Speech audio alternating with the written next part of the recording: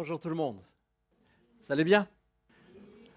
Bonjour à tous ceux qui nous suivront sur Internet, qui pourront voir ce message via YouTube.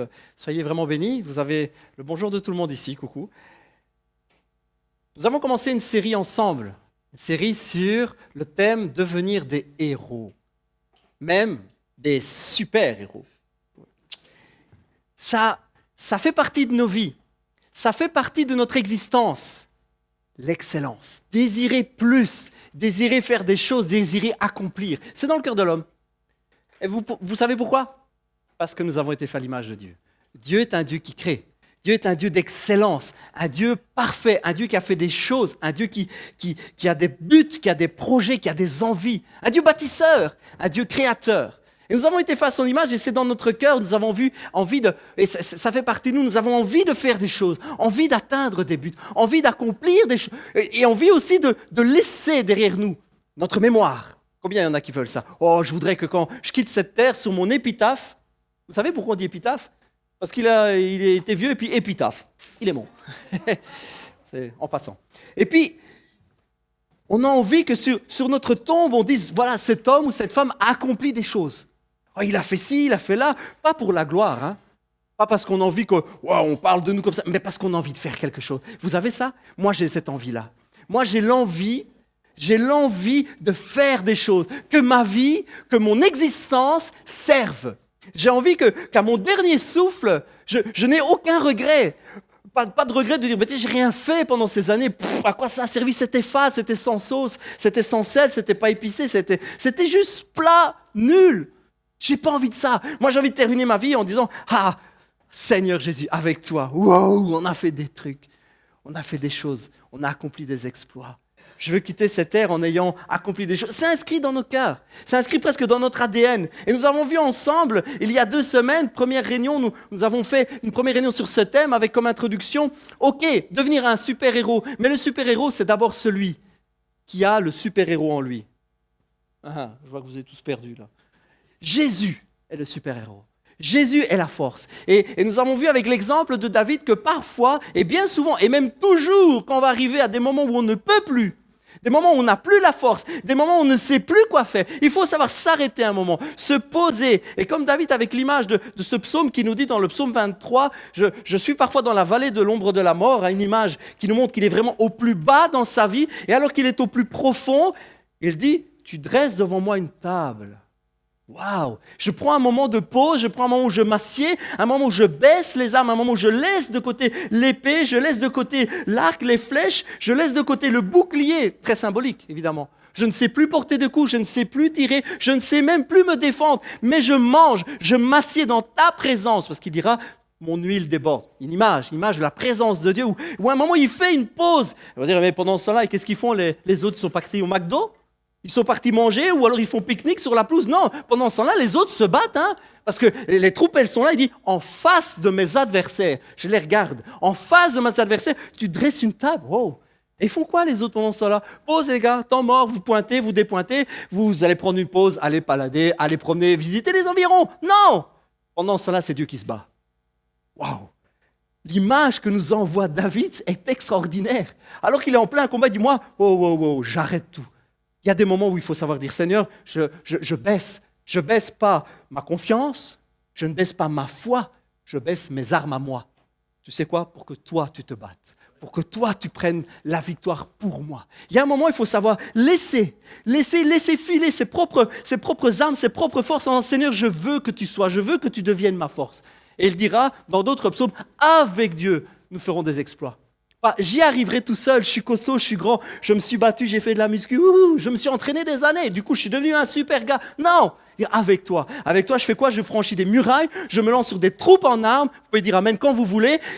Avec toi j'accomplis des choses, j'accomplis des exploits, yes! Avec toi je fais des choses extraordinaires. Seigneur, avec toi, avec moi, avec toi. Et il met sa confiance en Dieu, en Jésus, il met sa confiance dans son Dieu, il met sa foi. Et nous avons vu aussi la semaine passée que le héros, alors que Dieu vient habiter en lui, alors que par son esprit, Jésus renouvelle, donne des forces, le héros devient audacieux. Parce que le héros découvre qui il est. On peut penser l'image suivante. On peut penser qu'on vaut rien du tout. Du genre, vieille caisse, moi Seigneur, j'irai pas loin. Je gagnerai jamais rien, Seigneur. Ça, c'est l'image qu'on a de nous. Mais le Seigneur, comment il nous voit? Il nous voit comme ça. Il nous voit comme ça. C'est la même tétine rouge, hein? C'est la même tétine rouge, mais elle n'a pas les mêmes performances. Hein? Ah, ça, je peux vous le dire. Hein? C'est pas le même budget. Mais Jésus a tout payé. Yes, amen, alléluia. Et on peut se lever le matin et dire, ah, Seigneur, j'ai l'impression d'être un... Je vaux rien, je n'ai pas de valeur. Vous connaissez l'expression, on ne prendra pas un âne pour en faire un cheval de course? Et Seigneur, quand je me regarde dans la glace, c'est ça que je vois, moi. Il a un beau sourire, mais il vaut rien, pas de valeur, Seigneur, Seigneur, Seigneur. Mais le Seigneur dit, comme ça que je te vois, moi. Moi, je ne te vois pas comme ça, comme l'âne, je te vois comme un cheval de course. Parce qu'avec Jésus, oui, on peut prendre un âne pour en faire un cheval de course. Yes! Jésus peut nous prendre et nous faire dépasser nos propres limites. Nous ne sommes plus celui que nous étions. Ah, mais Seigneur, moi, Seigneur, quand je suis là devant les difficultés, je me sens comme un petit gars devant une montagne. Seigneur, pas possible, c'est perdu d'avance. Seigneur, devant moi, c'est une montagne. Moi, je suis qu'un petit gamin. Seigneur, j'ai beau essayer, j'ai pas de force. Seigneur, c'est perdu d'avance. L'autre en face, il est plus fort que moi. Moi, j'ai le petit bras là tout fin. Seigneur, moi, quand je me regarde dans un miroir, Seigneur, tout ce que je vois, c'est gentil, mignon, un petit chat. Il est beau, petit chat. Mais voilà comment le Seigneur te voit. Si ton reflet à toi, c'est un petit chat, lui, c'est ça qu'il voit. Parce que c'est Jésus. Quand Dieu nous regarde, ce n'est plus nous qu'il voit. Il voit son Fils. Parole de Dieu, parole de Jésus. Vous avez revêtu Christ. Le terme grec, c'est enfiler son vêtement. Ce n'est pas juste se mettre un petit par-dessus. C'est rentrer dans une combinaison de plongée. Là. On rentre dedans. Et alors que nous sommes tous dedans, ce que nous voyons, ce n'est plus le petit chat, c'est le lion. Ce que Dieu voit, c'est son propre Fils, parce que son Fils a payé. Il voit son Fils. Alléluia! Ça donne envie. On dit, oh d'accord. Mais que serait un héros sans but?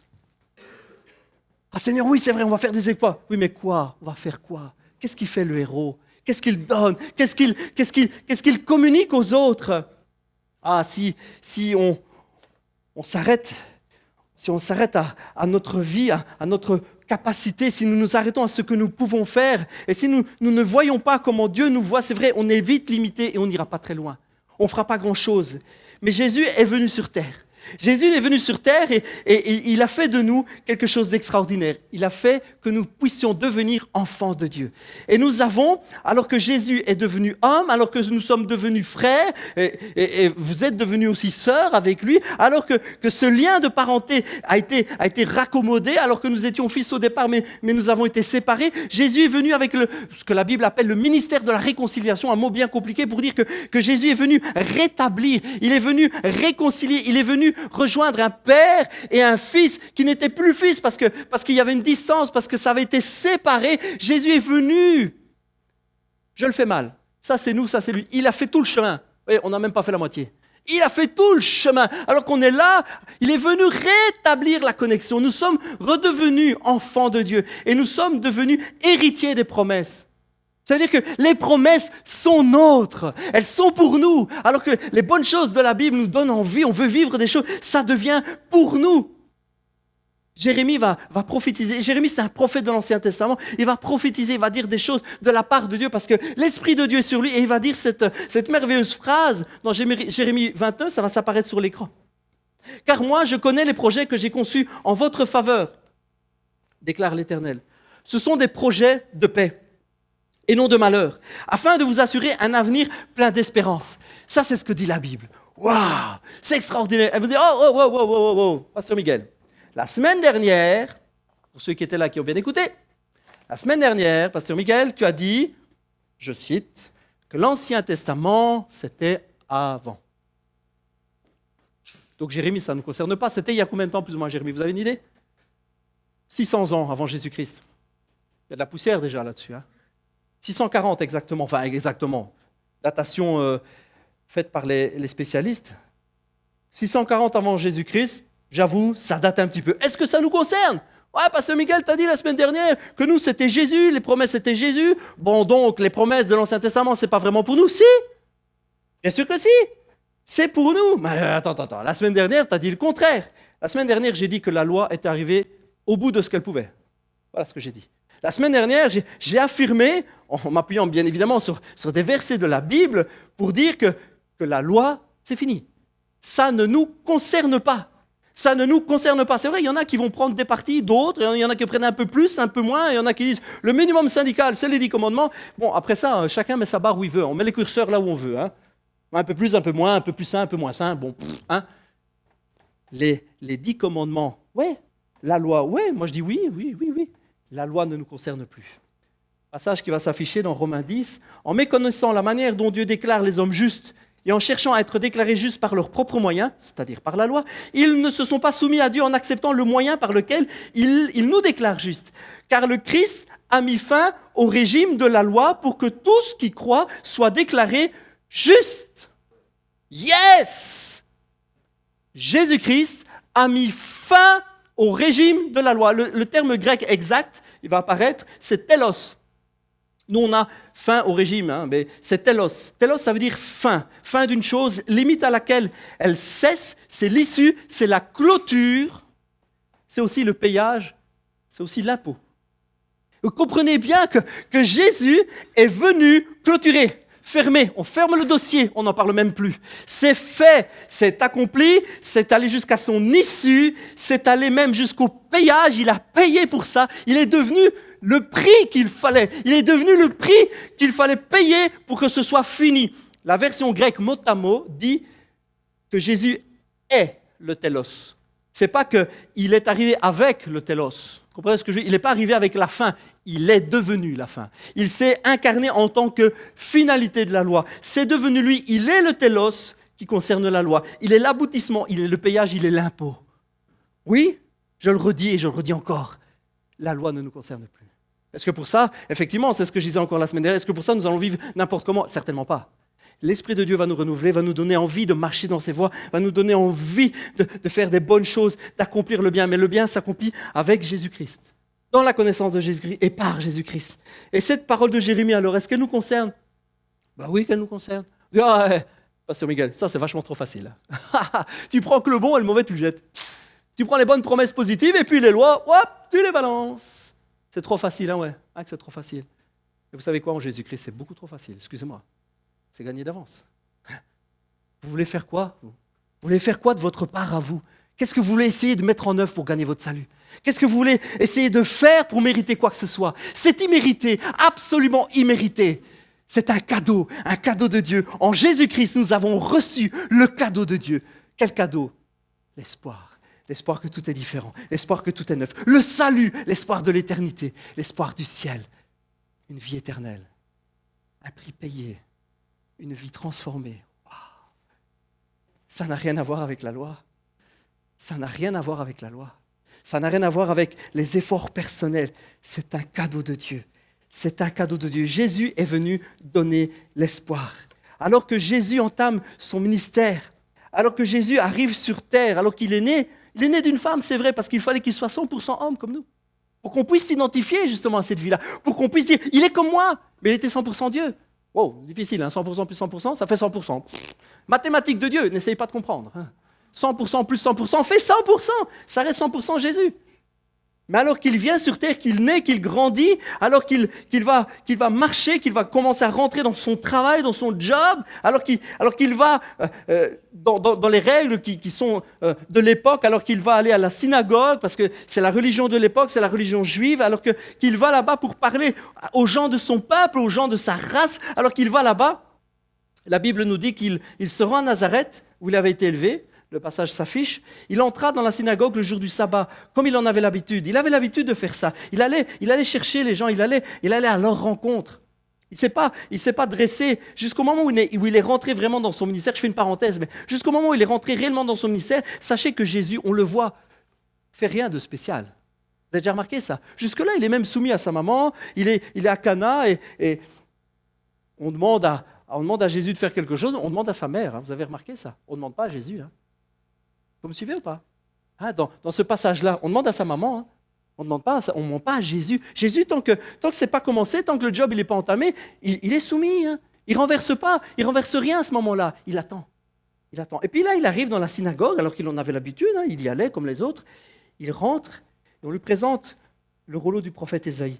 En déroulant le parchemin, il trouva le passage où il est écrit « L'Esprit du Seigneur repose sur moi, parce qu'il m'a désigné par l'onction pour annoncer une bonne nouvelle aux pauvres. Il m'a envoyé pour proclamer aux captifs la libération, la liberté, aux aveugles le recouvrement de la vue, pour apporter la délivrance aux opprimés et proclamer l'année de grâce accordée par le Seigneur. » Wouhou! Jésus arrive, il est là pour redonner l'espoir. Il est là pour aller voir les malheureux, il est là pour aller à la rencontre des gens, il est là pour aller les chercher, pour aller leur donner quelque chose d'extraordinaire. Il est là pour accomplir des choses. Et remarquez, je vous l'avais peut-être pas remarqué, mais remarquez qu'il n'est pas marqué une année de grâce, mais l'année de grâce. J'ai été vérifier plein de traductions pour proclamer l'année de grâce. J'ai été vérifier parce que dans mon ancienne version, c'est une année de grâce. Louis II, une année de grâce. J'ai été vérifié dans la Martin, dans la Darby, j'ai été vérifié chez les Américains, enfin chez les Anglais, j'ai été vérifié dans Osterwald, j'ai été vérifié des vieilles versions. Summer, c'est tous l'année, celle qui était préparée, celle qui était déjà annoncée. C'est pas un moment comme ça, une année parmi tant d'autres, le bonheur. Non, c'est ce qui était prévu. L'année de grâce. Et si vous allez chercher dans le grec, c'est juste une info que vous pouvez retenir, c'est pas une année calendrier. Le mot année, c'est enios. Enios, dans le grec. Ça ressemble à l'espagnol, años. Ça ressemble à l'espagnol. Ça veut dire une année calendrier. Mais ici, c'est un terme qui va plus loin, qui veut dire une période de temps. Ce n'est pas juste une année. C'est une période de temps qui commence à un moment. C'est un temps qui était voulu de Dieu. Vous comprenez ce que ça veut dire? Dieu voulait bénir. Ça faisait un bon moment. Ça faisait un bon moment que le cœur de Dieu souffrait pour l'humanité. Ça bouillonnait. Seigneur voulait agir. Et puis il arrive et il rentre dans ce ministère. Il rentre dans ce travail. Il va changer les choses. Il va changer tout ce qui est en place. Il va venir bénir. Il rentre dans son ministère. Il rentre dans son ministère. Mais vous savez, il y a une chronologie à tout cela. Il y a une chronologie. Je vous dis, avant que Jésus ne commence vraiment, il est soumis même à sa maman. Les choses se passent un petit peu comme pour tout le monde.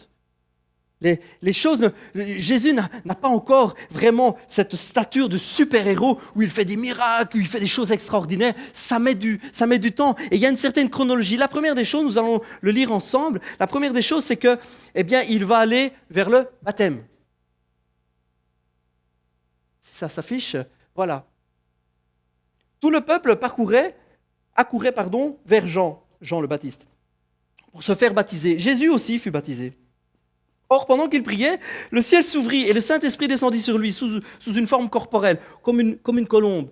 Une voix retentit alors du ciel, « Tu es mon fils bien-aimé, tu fais toute ma joie. » Première étape. Deuxième étape, un petit peu plus loin, la Bible nous dit « Jésus, rempli de la puissance du Saint-Esprit, de la puissance de l'Esprit, retourna en Galilée. Sa réputation se répandit dans toute la région. Et il enseignait dans les synagogues et tous faisaient son éloge. » Il y a une chronologie, il y a des étapes, il y a des moments forts dans la vie de Jésus, il y a des moments extraordinaires. Et puisque c'est notre héros, puisque nous voulons lui ressembler, nous allons faire la même chose. Nous allons voir et nous allons regarder ensemble comment Jésus va apporter l'espoir, comment il va changer la nation, comment il va changer le monde, comment il va changer la vie des gens. Et comment nous pouvons rentrer aussi dans ce dynamisme extraordinaire. La première des choses que nous voyons, c'est que Jésus passe par le baptême. Alors je vous le dis tout de suite, le principal dans l'histoire, ce n'est pas l'eau. Je sais bien qu'il y en a qui feraient des études de 3-4 pages, ou 5, 20, 50 pages, 36 tomes, sur l'eau. Le principal, ce n'est même pas l'eau. Le principal, c'est l'engagement. C'est l'engagement. Alors que Jésus va vers Jean-Baptiste, il va montrer publiquement à tous ceux qui le voient qu'il y a une cassure.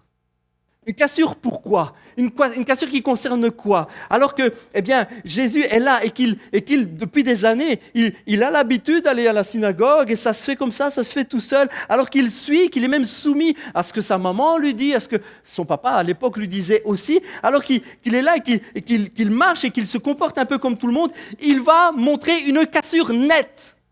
Alors que tout le monde le voit, alors qu'aux yeux de tous, Jean-Baptiste est juste un dingue. Vous me suivez?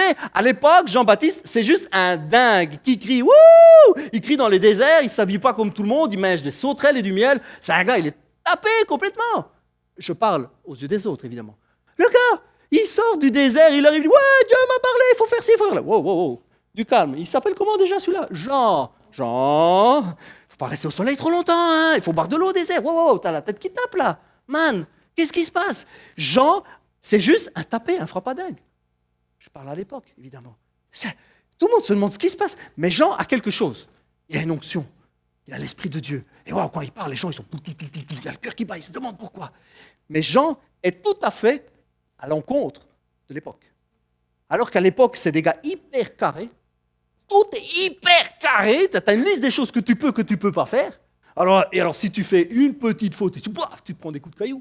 C'est vraiment un truc hyper rigide. Et lui, il arrive et il parle de tout à fait autre chose. Et ce qui est extraordinaire, c'est de voir la première étape du ministère de Jésus. Cassure. Cassure avec la religion. Cassure avec la religiosité. Cassure avec ce qui est derrière, un nouvel engagement, une fracture, alors que les gens le voient et disent maintenant, ça change. Je m'engage à quelque chose. Je veux être différent. Waouh, c'est fort le message que Jésus nous envoie. Alors pourquoi aujourd'hui, nous aussi, on prend notre baptême? On a gardé cette habitude. Pourquoi on fait ça? Pour montrer notre cassure. Il y a la vie d'avant, puis il y a la vie d'après. Wow, c'est fini avec la religion, c'est fini. Je veux pas de ça, moi. Je veux pas être enfermé dans une petite boîte. Je veux pas être là avec la peur de faire une bêtise ou de pas faire une bêtise, de me lever le matin et de dire « Ouh, j'ai fait un pas de travers. Ouh, est-ce que c'était sur la fameuse liste de ce qu'on peut, de ce qu'on peut pas? Est-ce que je vais aller en enfer parce que j'ai menti? Est-ce que parce que j'ai fait une bêtise, parce que j'ai mal parlé à mon papa ou à ma maman? Est-ce que je dois faire des mea culpa? Est-ce que je dois réciter des trucs? Non! Est-ce que le cœur de Dieu, c'est que je me comporte bien avec ma maman, avec mon papa? Yes, amen, évidemment. Mais est-ce que pour cela, je joue mon éternité? Non. Fini la religion. Fini d'être dans une petite boîte. Seigneur Jésus montre une cassure. Et le Seigneur veut une cassure pour nous. Le Seigneur veut une cassure pour nous. Il ne veut pas nous casser. Il veut une cassure pour nous. Il veut un engagement. Il veut une envie. Tu veux être un héros? Tu veux changer le monde? Tu veux faire des choses extraordinaires? Tu veux te battre pour ta famille? Tu veux te battre pour ton mariage? Tu veux te battre pour ton papa, ta maman? Tu veux te battre contre la maladie? Tu veux te lever contre la pauvreté? Tu veux? Engage-toi! Engage-toi! Prends cette décision. Finis-en avec la religion. Finis-en avec les idées trop carrées. Finis-en avec tout ça. Ne te laisse pas mettre dans une boîte. Dieu ne se met pas en boîte. Dieu ne se met absolument pas en boîte. Est-ce que tu veux être vainqueur? Est-ce que tu veux te battre? Est-ce que tu veux vivre des choses? Je parle de battre dans le cœur, hein. On ne se tape pas dessus. Hein. Est-ce que tu veux vivre? Est-ce que tu veux transmettre l'espoir? Est-ce que tu veux être un super-héros? Il faut d'abord passer par un engagement personnel. Seigneur, je veux de toi. Hey, c'est vachement important. Je veux de toi dans mon cœur. Je veux te donner ma vie. Je veux que tu me changes. Oh Jésus, je veux que tu me changes. Je veux que tu me changes de l'intérieur. Je veux que tu viennes habiter là-dedans, dans mon cœur. Et voyez, ça se symbolise directement. Quand nous l'avons lu, si tu peux revenir le passage juste avant, tout le peuple accourait vers Jean pour se faire baptiser. Et Jésus se fit aussi baptiser. Le Saint-Esprit descendit sur lui sous une forme corporelle, comme une colombe. Ça se symbolise tout de suite par un changement de cœur. Alors que Jésus est là et qu'il passe par cet engagement, alors qu'il casse, alors qu'il y a une fracture nette avec l'image, Jésus n'avait rien à changer. On est d'accord là-dessus. Jésus était parfait. Il n'a pas fait de bêtises, il n'a pas fait de mauvaises choses. On est OK avec tout ça? Ouais, on est OK. Faites-moi signe quand même. On est tous OK avec ça. Vous n'avez pas peur de lever votre main? Faites un peu de sport avec moi là. Wow. On est d'accord, Jésus n'avait pas besoin, c'est pour nous qu'il le fait. On est OK avec ça. Jésus n'avait pas dit « Oh, j'ai besoin de mourir à ma vie d'avant. Hein. » Non. Jésus était parfait, mais nous montre l'exemple. Et alors qu'il passe par cet engagement, alors qu'il y a une cassure avec la vie d'avant, alors qu'il dit « Non, maintenant, je veux une autre vie, je veux vivre autrement. J'en ai fini avec la religion d'avant, avec mes pensées d'avant. » On voit que Dieu fait exprès que le Saint-Esprit soit vu et soit visible. Ça aurait pu ne pas être le cas. Et personne n'aurait compris ce qui se passait. Mais là, le Seigneur, Dieu le fait exprès. On voit quelque chose qui descend sur Jésus pour que nous comprenions ce qui se passe. Alors que la personne s'engage, alors que je m'engage, alors que tu t'engages, parce que tu veux changer le monde, parce que tu veux donner l'espoir, tu veux te battre pour Jésus. Waouh! Alors que tu t'engages, que tu te donnes, l'Esprit vient changer ton cœur. L'Esprit Saint descend, l'Esprit Saint vient et change tout. Il y a le moment avant et il y a le moment après. C'est ce que les chrétiens appellent la nouvelle naissance. Quand tu te donnes à Jésus, quand tu te donnes pour lui, quand tu t'engages avec lui, eh bien, tu es quelqu'un de tout neuf. On a l'habitude de dire, blablabla, quand on te met dans le blablabla, tu ressors, eh bien, l'ancien Miguel, ou l'ancien Gertrude, ou l'ancien Intel, il est dans l'eau. Et celui qui sort, il est tout neuf. Il est tout neuf. Et c'est vrai, c'est une réalité. C'est peut-être qu'une image, mais en fait, c'est une réalité. Le Saint-Esprit vient dans le cœur, change tout, et c'est extraordinaire. Tout commence avec cela, avec un tout neuf Miguel. Là-dessus, vous mettez votre prénom. Faites-le mentalement. Ça, tout commence avec un nouveau. Wow! Il y a le jour d'avant, puis il y a le jour d'après. Mais c'est pas tout. Ça, c'est le commencement, c'est un cœur nouveau, c'est un cœur transformé. Mais jusque-là, si on n'est que comme ça, mais Seigneur, je vais faire des choses. Ok, Seigneur, tu viens habiter dans mon cœur. Et puis, ça continue, la deuxième étape. La Bible nous dit quoi? Qu'après, eh bien, il va être rempli de puissance. Oui, Jean l'avait dit, on peut afficher le passage. Jean le Baptiste avait dit qu'il donnerait, que nous recevrions quelque chose, une puissance, le Saint-Esprit et le feu. J'imagine un peu la tête des gens de l'époque. Hein. Il parle de quoi? Déjà qu'il vit dans les déserts, déjà qu'il a l'air d'un frappadingue, et puis il dit qu'il y a un autre gars qui vient après lui, qui ne sait même pas lui-même, franchement, il n'a pas des bonnes infos, et puis alors qu'il ne sait même pas, il leur dit qu'il va les baptiser dans le Saint-Esprit et le feu. J'essaie d'imaginer les gens de l'époque, ils se sont dit, il est vraiment ma boule, il va nous brûler le copain. Qu'est-ce qu'il va nous faire? Il va nous mettre dans le Saint-Esprit, il va nous immerger, parce que le mot baptiser, c'est baptizo, en grec, ça veut dire mis dedans, immergé, imbibé, afin qu'on attrape le goût. Hein, j'ai fait une fois des recherches, c'était rigolo, parce que j'ai trouvé des termes, le terme baptizo dans des anciennes recettes. On disait, baptisez ou baptizo les cornichons dans le vinaigre, afin qu'ils attrapent le goût. C'est vrai. J'ai cherché, j'ai trouvé des textes. Vous dites, mais c'est quoi le sens profond du mot baptizo? C'est quoi? C'est immerger assez longtemps pour qu'on en attrape la saveur. Yes. T'es tellement imprégné de Jésus, de son Saint-Esprit, que tu en as le goût. Partout où tu vas, ça rayonne. Ça sent pas le vinaigre, hein? Ça rayonne l'amour de Jésus. Ça rayonne, ça donne envie. Le peuple qui entend ça, les gens qui entendent ça, ils ont dû se demander quoi? Il va nous mettre dedans, on va en attraper la saveur et le goût, on va sentir le Saint-Esprit, de quoi qu'il cause. Et puis, il va nous donner le feu. Il va nous donner le feu. Et le mot feu, c'est vraiment feu. Hein? Il n'y a pas d'autre mot dans le grec. Ça se dit pour, ça veut dire feu, ardent. C'est vraiment ça. C'est vraiment l'idée du feu. Mais pourquoi le feu? Pourquoi? C'est qu'une image, évidemment. En fait, ce n'est pas vraiment qu'une image. C'est l'image du feu, mais c'est tout ce qui va avec. C'est le rayonnement, c'est la chaleur, c'est le fait que ça se communique, le fait que ça se voit, le fait que ça brille, le fait que ça continue. Ce n'est pas un feu qui détruit, c'est un feu qui rayonne, qui chauffe et qui réchauffe encore. Une lumière, un feu qui guide, qui donne, qui se voit, une passion. Est-ce qu'on ne dit pas, d'ailleurs, même dans notre langage, « Oh, je brûle d'amour pour elle ». Ouais. Allez, les copains, vous avez tous dit ça une fois à une fille, non? « Oh, je brûle de passion, je brûle d'amour pour toi ». Oui, c'est passé dans le langage courant. Je brûle, c'est une passion, c'est quelque chose de fort. Et c'est quelque chose que dès qu'on touche, dès qu'on va au contact de quelqu'un, pouf, il le sent. Il dit « Wow, punaise, lui, il est chaud, il a les mains chaudes ». Ce n'est pas qu'une image. Ça se donne, ça se transmet. C'est quelque chose d'extraordinaire. Et alors que nous sommes appelés et si nous avons le désir d'être des super-héros, alors que nous voulons, eh bien, la Bible nous dit que Jésus a été rempli de cette puissance. Il a été rempli de ce feu-là. C'est le deuxième point que nous avons lu ensemble. Pas besoin de le réafficher, je vais le lire. Jésus, rempli de la puissance de l'Esprit, retourna en Galilée. Et à partir de ce moment-là, écoutez bien ce que la Bible dit, sa réputation se répandit dans toute la région. Waouh! Là, il y a un truc qui s'est passé. Il y a un truc de ouf qui s'est fait. Qu'est-ce qui se passe?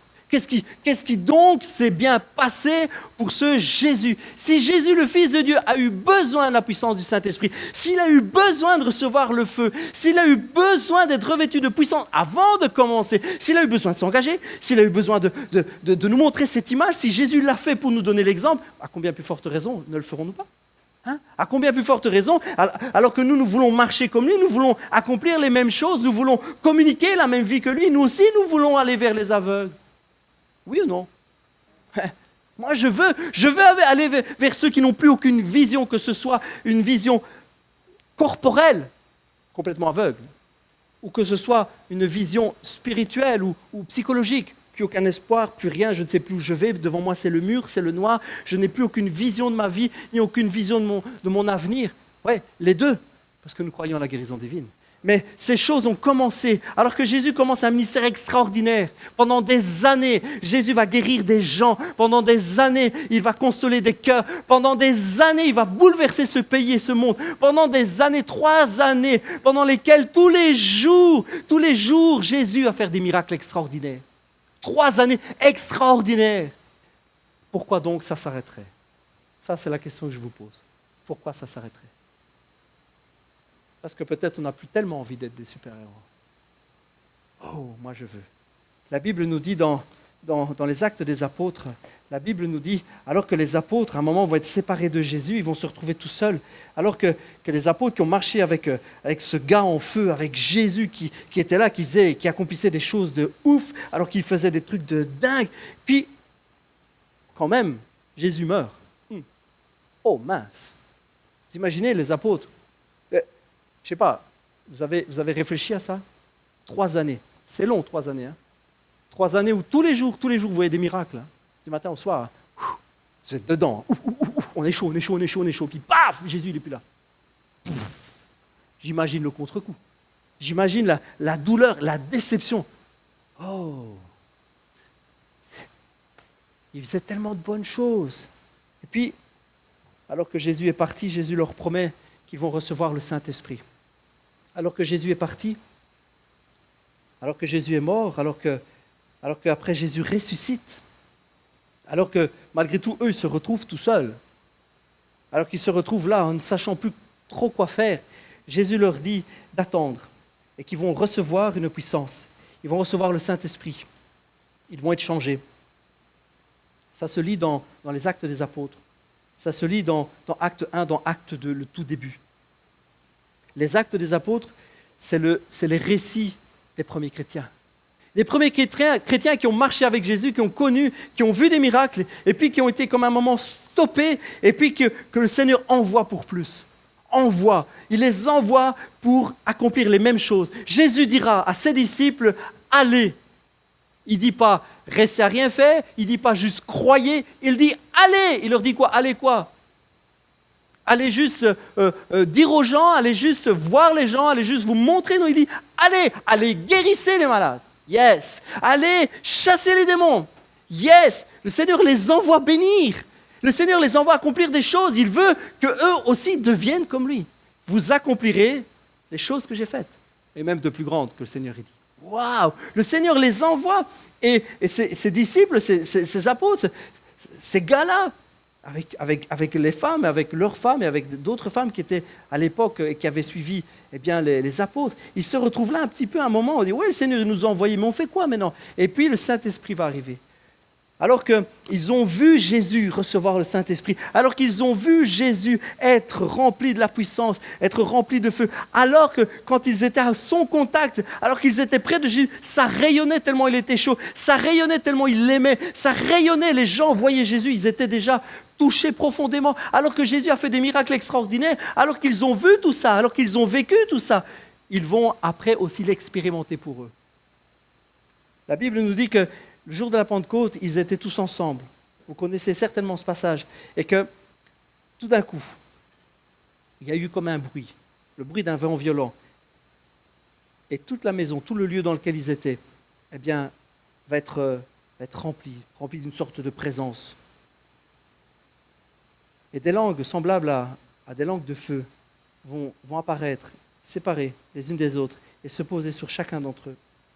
Et à ce moment-là, on nous dit ils furent tous remplis du Saint-Esprit et se mirent à parler dans d'autres langues, comme l'Esprit leur donnait de s'exprimer. Alors que Jean avait dit, oui, il va remplir du feu et tout ça, alors qu'eux, ils l'ont vu, mais ils ne l'ont jamais expérimenté, le Seigneur, Jésus, va permettre qu'ils reçoivent. C'est pas pour rien, ils vont l'expérimenter. Et vous savez, on pourrait dire, ah ben c'est génial, maintenant ça va devenir des super chrétiens, et ça va être des gens super parfaits, ils ne vont plus jamais faire d'erreurs, ça va faire d'eux des super top spirituels, c'est des gens parfaits, ils vont aller au ciel direct. Non, nein, c'est pas ça du tout qui se passe. Ce qui se passe, c'est que ces gens-là vont juste se mettre à l'action. Ils vont juste se mettre à faire des choses, ils vont se mettre à marcher comme Jésus a marché, à faire les mêmes choses. Et on voit un Pierre qui est transformé de l'intérieur, il va se tenir debout, il va parler à tous ces gens qui sont là au dehors, il dit, c'est une promesse pour vous, c'est une promesse pour tous ceux qui viendront après. C'est une promesse, c'est quelque chose qui est promis. Ils eurent le cœur vivement touché. Voyez-vous, je vous lis Acte 2, 37. Acte 2, 37. Vous irez voir à la maison si vous en avez l'occasion. Vous avez le feu qui commence. Vous avez le Saint-Esprit qui arrive sur ces disciples-là, qui arrive sur ces apôtres-là, qui tout d'un coup se mettent à se mettre en feu pour Dieu. Waouh, il y a quelque chose d'extraordinaire qui se passe. Et puis Pierre sort et parle à la foule. Et voyez-vous ce qui se passe directement? Pierre parle à la foule. Et la Bible nous dit, ils eurent le cœur vivement touché. Le feu commence à se communiquer. Waouh, c'est un truc de dingue. Là, ils sont en feu, ça brûle. C'est pas qu'ils vont faire un petit cercle, se tenir les mains et s'asseoir et dire c'est génial d'être chrétien. Club fermé. Hein, on vérifie qui rentre et qui sort. C'est rien que nous. Non, il va se tenir devant des milliers de gens.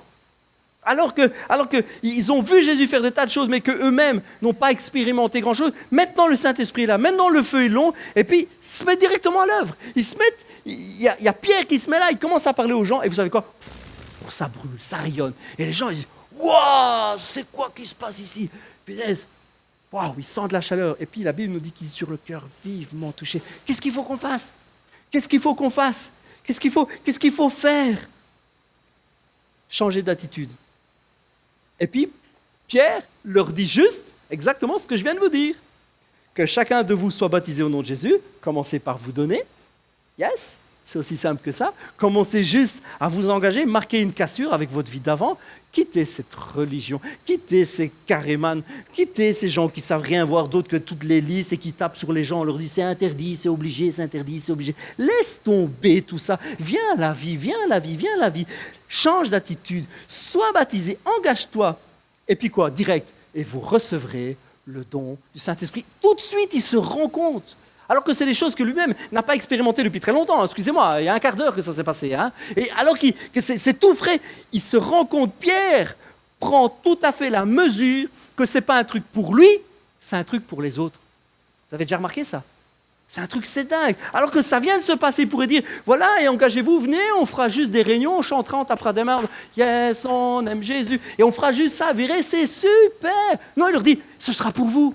C'est dans son cœur, le feu là, il dit, mais en fait, c'est pas pour moi, c'est pour vous, ce sera pour vous. Ouais, mais qui 20 ans, 30 ans, une génération, 2 générations, c'est quoi? C'est pour un laps de temps? C'était quoi dans le calendrier? C'était prévu pour qui? Que les apôtres? Ou que la génération là? Ou que le 1er siècle?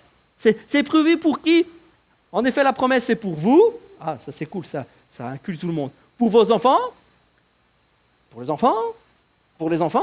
Pour les enfants? Et ouais, mais quoi? C'est juste territorial? C'est une question de territoire? Non, pour ceux qui sont loin, en aussi grand nombre que le Seigneur, notre Dieu, les appellera. Pour tout le monde! Yes! Il est là, il se tient debout, il dit, ce que j'ai là, le feu, la passion que j'ai là, alors que moi-même, je sais que je me suis engagé, je voulais qu'il vive en moi, je voulais changer la face du monde, je voulais tellement faire les choses qu'il a fait, je voulais vivre les guérisons, je voulais vivre les miracles, j'ai reçu moi-même, waouh, Jésus m'a visité, j'ai été rempli du Saint-Esprit, ça brûle dans mon cœur, vous le sentez, ça brûle, il dit, oh ouais, ça brûle, qu'est-ce qu'il faut faire? Faites la même chose que moi! Engagez-vous, donnez votre vie à Jésus, engagez-vous avec lui, et vous recevrez la même puissance, vous recevrez le même cœur. Ouais, mais pour qui? Pour qui, Pierre? Pour qui? Mais pour tout le monde! Toi, tes enfants, tes amis, ta famille, tout le monde. Et même les étrangers, ceux qui sont loin, tout le monde. Ça a commencé avec ça. Ça a commencé avec la puissance du Saint-Esprit.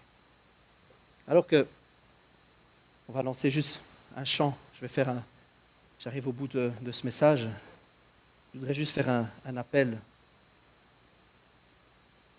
Je voudrais juste faire un appel. Si c'est vrai notre vie chrétienne, si notre vie chrétienne c'est jusqu'à aujourd'hui limité à faire ou à ne pas faire des choses, à croire ou à ne pas croire des choses, si notre vie chrétienne se limite à aller à l'église et de temps en temps faire une béa, si notre vie chrétienne se limite à des choses qu'on peut ou qu'on ne peut pas faire, si notre vie chrétienne se limite à une croyance, nous ne serons jamais un super-héros. Jamais. Et pour celui qui veut que ça change, la recette est simple. La recette est vraiment très très simple. Et mon appel, il est très simple aussi. Je ne vais pas faire compliqué alors que Jésus lui-même ne fait pas compliqué. Je ne vais pas faire plus compliqué que les choses ne le sont. On va prier ensemble un moment et si vous sentez vraiment votre cœur qui brûle, Seigneur, moi je voudrais que les choses changent. Seigneur, je voudrais pour ma famille, pour ma maison, pour mon couple, Seigneur, pour mes enfants, pour ceux que j'aime, Seigneur, simplement pour ceux que j'aime. Seigneur, je le veux aussi pour ma rue, pour ma maison, pour mon quartier, pour mes collègues de travail, Seigneur. Je veux que ça change. Seigneur, je veux, comme toi, tu es venu proclamer ce qui était prévu, l'année de grâce. Si Seigneur, toi, tu es venu proclamer, si tu es venu guérir les aveugles, si tu es venu nourrir ceux qui avaient faim, Seigneur, si tu m'appelles à faire la même chose, Seigneur, moi, je le veux. Si ça résonne dans votre cœur, si vraiment ces choses résonnent sur votre cœur, alors je vous appelle juste à vous engager. La première des choses, c'est vous engager. Seigneur, oui, c'est vrai, je veux abandonner. Même si on est déjà chrétien. Comprenez bien ce que je suis en train de vous dire. Je ne vous parle pas de dire, oui, je te donne mon cœur, Jésus. Mais de très symboliquement abandonner certaines pensées, certaines religiosités. Abandonner une vie d'avant. Abandonner une religion peut-être. Abandonner, un cœur fermé, un cœur rigoureux, un cœur qui ne fait qu'observer, mais qui ne vit rien. La première des choses, c'est je vous invite à vous engager. Seigneur, je te donne mon cœur. Seigneur, oui, je te connais, oui, je t'aime, mais je veux abandonner mes façons de penser. Seigneur, je veux laisser derrière moi. Je veux quelque chose de nouveau, Seigneur. Une rupture avec le passé. Seigneur, j'en ai marre de ce qui est derrière. J'en ai marre de ne rien vivre. Je veux vivre des guérisons, je veux vivre des grandes choses. Seigneur, je m'engage. Je m'engage et je veux marcher avec toi. Je m'engage et je veux vivre avec toi. Je m'engage, Seigneur, et je veux que tu changes ma vie. Mais si ça parle à votre cœur, faites-le sincèrement. Seigneur, je veux vraiment que ça change. Mais peut-être aussi, l'étape d'après, Seigneur, je veux être rempli de cette puissance, de ce feu. Seigneur, je veux recevoir ce feu. Seigneur, je veux rayonner. Je veux m'engager pour les miens, pour ma famille, pour mes amis, pour les autres, pour ce monde. Je m'engage à être différent. Mais Seigneur, maintenant, je veux rayonner. Rayonner de toi. Rayonner de ta grâce. Rayonner de ton amour. Rayonner de l'espoir. Et parce que Seigneur, un super-héros, ça transmet l'espoir. Ça vient et ça redonne la vie. Ça communique. Ça relève, ça rebâtit. Seigneur Jésus, je veux ce feu. Je veux être rempli de toi. Je m'abandonne à toi, Seigneur Jésus. Dites-le dans votre cœur. Seigneur, je veux ta puissance. Seigneur, je veux ta puissance. Je veux ton feu, Seigneur Jésus. Oui, c'est vrai, peut-être tu as entendu tellement de choses. Il y a tellement de choses qui t'ont paru bizarres ou choquantes. Parce que parce que certains exagèrent ou parce que certains font des choses démesurées, est-ce que pour cela, ce que Jésus a dit n'est plus valable? Est-ce que parce que certains viennent avec des versets en disant « Ouais, mais c'est pas possible que là, c'était pour avant, c'est pas pour maintenant, et patati et patata », est-ce que pour cela, ce que Jésus a dit n'est plus valable? Jésus a dit qu'on recevrait cette puissance. Et alors que les premiers chrétiens ont été remplis de cette puissance, ils ont dit que c'était pour eux, pour ceux qui étaient là, pour les enfants des enfants, des enfants, des enfants, des enfants, et pour tous ceux qui étaient au loin. Et cette promesse, elle résonne de leur bouche jusqu'à ton cœur encore aujourd'hui. Seigneur, je veux recevoir. Je veux recevoir le feu. Je veux recevoir la vie. Je veux rayonner. Je veux rayonner pour toi, Seigneur. Je veux rayonner. Dites-le au Seigneur. On va prier ensemble. Dites-le au Seigneur. Seigneur, je veux être rempli de ta vie. Je ne veux plus jamais être le même. Seigneur, je ne veux plus jamais être le même. Je m'engage avec toi. Je m'engage pour toi. Je m'engage pour les autres. Seigneur, je m'engage et je veux recevoir. Nous allons prier ensemble. Alléluia. Merci Seigneur. Oui, merci Seigneur Jésus. Merci pour, Seigneur, la possibilité que nous avons de recevoir de ta part. Seigneur, tu nous appelles à changer la face du monde. Tu nous appelles non pas à nous battre contre le monde, certainement pas, mais tu nous appelles à l'aimer. Tu nous appelles à guérir, à consoler. Tu nous appelles à rebâtir. Tu nous appelles, Seigneur, à nous tenir debout pour tous ceux qui sont à genoux, pour tous ceux qui sont malheureux. Seigneur, tu nous appelles à vivre des vies enflammées, des vies enflammées d'amour, des vies enflammées de passion, d'espoir pour l'humanité, d'espoir pour ce monde, d'espoir pour ceux de notre famille, d'espoir pour ceux qui sont souffrants, d'espoir, Seigneur, tu nous appelles à vivre embrasés, enflammés. Seigneur, donne-nous ce feu. Seigneur, donne ce feu, répands cette vie, Seigneur. Seigneur Jésus, alors que nous sommes là en prière devant toi, Seigneur, maintenant au nom de Jésus, je te demande de répandre ton Saint-Esprit, de répandre ta vie maintenant. Seigneur, sur tous ceux qui veulent recevoir, tous ceux qui veulent recevoir la vie. Alléluia. Merci Seigneur parce que tu donnes. Merci Seigneur parce que celui qui s'engage avec toi reçoit. Alléluia.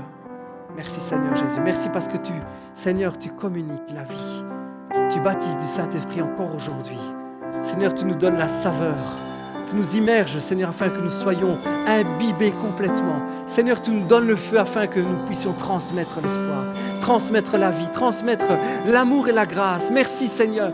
Tu nous envoies guérir les malades, Seigneur. Nous irons dans la puissance de ton Saint-Esprit, Seigneur. Nous irons par ta grâce. Nous irons et nous chasserons, Seigneur, la maladie. Nous irons et nous chasserons le mal. Nous chasserons tout ce qui est mauvais, tout ce qui tient l'homme et la femme captifs, tout ce qui tient le cœur captif. Seigneur, nous irons avec la puissance de ton Esprit. Nous irons, Seigneur, renverser des murailles. Nous irons parce que tu vis en nous. Nous irons parce que tu es dans nos cœurs. Parce que c'est toi qui le fais pour nous. Parce que nous brûlons, Seigneur, pour toi. Parce que nous brûlons pour les autres. Merci, Seigneur. Et recevez le Saint-Esprit. Recevez de la part de Dieu. Ouvrez votre cœur et recevez de la part de Dieu maintenant. Alléluia. Gloire te soit rendue, Jésus. Alléluia. Merci, Seigneur Jésus. Merci, Seigneur Jésus.